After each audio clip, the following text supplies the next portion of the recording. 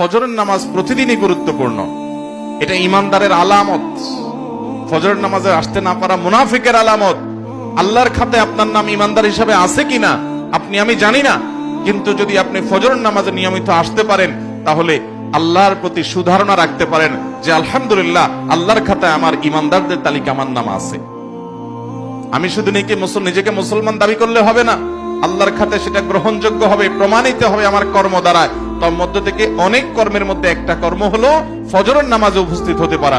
নবী করিম সাল্লাল্লাহু আলাইহি ওয়াসাল্লাম বলেছেন যে যারা ফজরের নামাজের সময় অন্ধকারে বাসা থেকে বের হয়ে চলে যায়, নবী সাল্লাল্লাহু আলাইহি ওয়াসাল্লামকে আল্লাহ তাআলা বলেছেন যে তাদেরকে সুসংবাদ দাও। কিসের সুসংবাদ?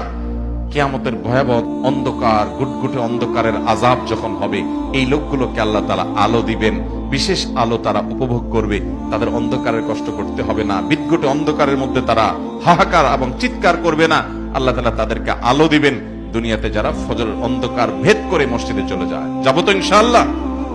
মনে রাখবেন, ফজরে উপস্থিত হতে না পারা অলস মানুষের আলামত। কিসের আলামত? অলস।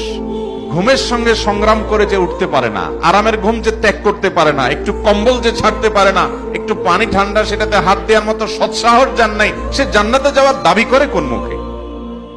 অতএব ফজর নামাজ পড়ার প্রতিজ্ঞা করবো তো ইনশাআল্লাহ?